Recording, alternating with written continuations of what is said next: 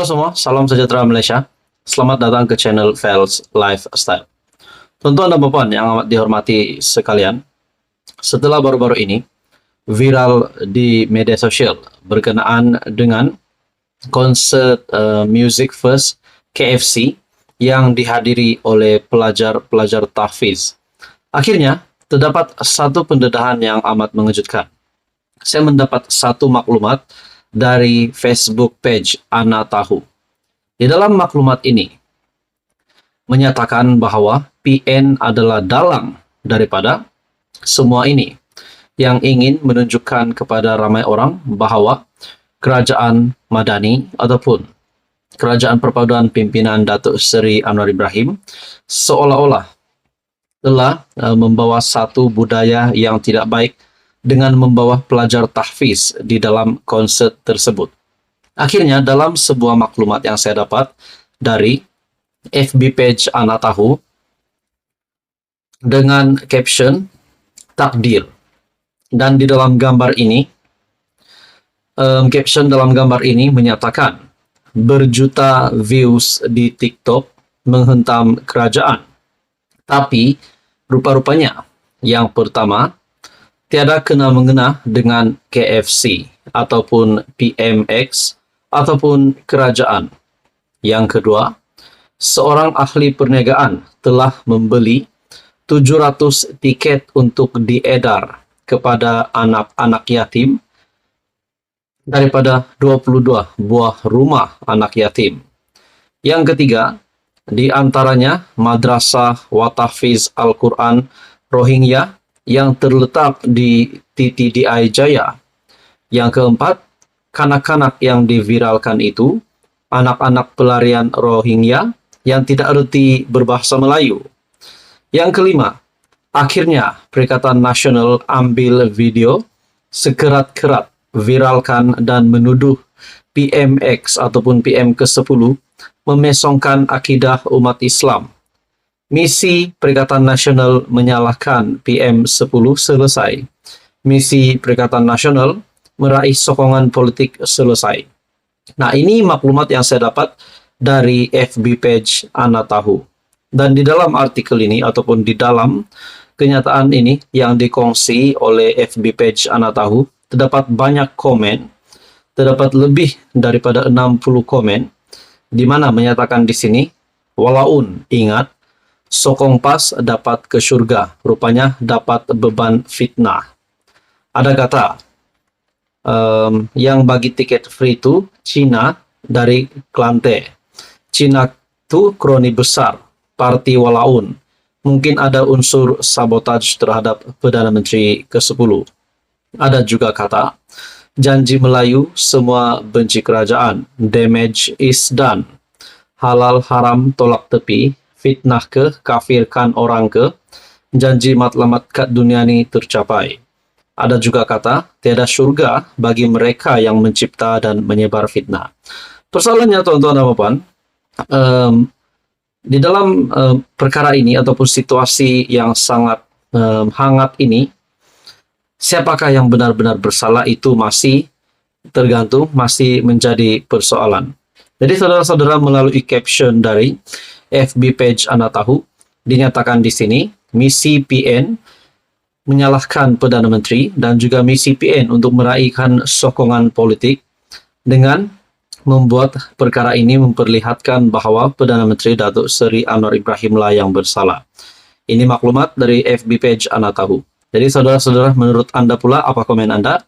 Teruskan bersama di dalam channel ini untuk info yang seterusnya. Halo semua, salam sejahtera Malaysia. Tuan-tuan dan puan yang amat dihormati sekalian, hari ini terdapat satu tajuk berita yang menyebut nama Khairi Jamaluddin dan juga salah satu menteri di dalam kabinet kerajaan perpaduan, yaitu Tengku Zafrul. Disebutkan di dalam artikel berita dari biharian.com, Khairi Jamaluddin, Tengku Zafrul ganti Norza menjadi persoalan.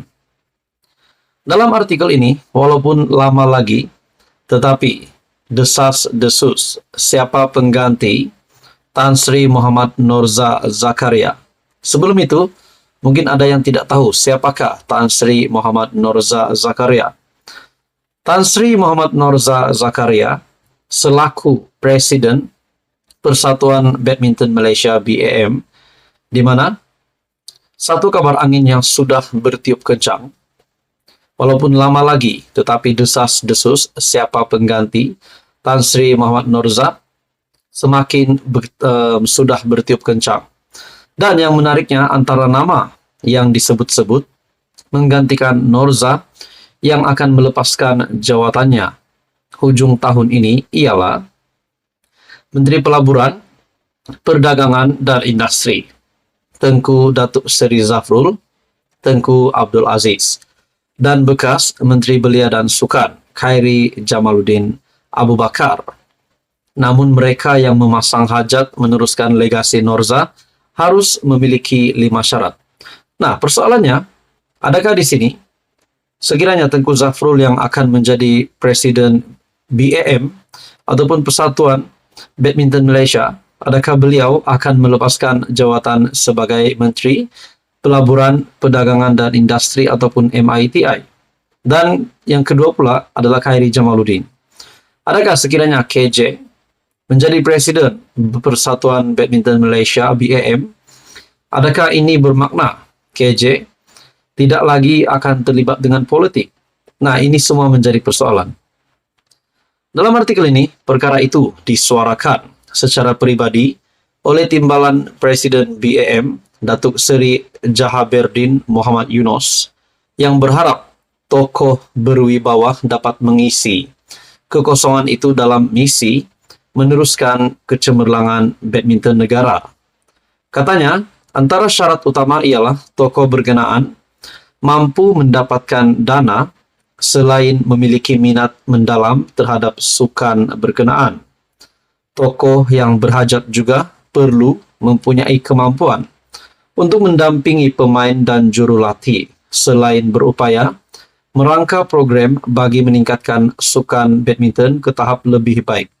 Adakah di sini KJ yang lebih layak ataupun mungkin Tengku Zafrul yang memang sudah ada jawatan sebagai menteri di dalam kabinet kerajaan hari ini?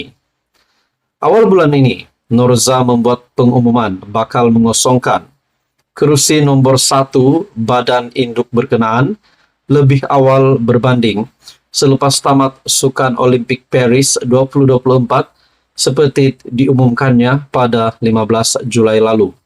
Secara pribadinya, menteri atau tidak, mesti ada 5 faktor yang saya gariskan itu, ujar Jahaberdin. Nah, saudara-saudara, tuan-tuan dan puan, menurut Anda pula, adakah Tengku Zafrul sebagai Menteri MITI hari ini layak untuk menjadi Presiden BAM ataupun Khairi Jamaluddin yang hari ini tidak memegang mana-mana jawatan sebagai Menteri maupun beliau bukan sebagai MP juga? Tuan-tuan dan puan, satu artikel dari biharian.com, KJ Tengku Zafrul dikatakan mungkin ataupun menjadi calon yang bakal menggantikan Norza.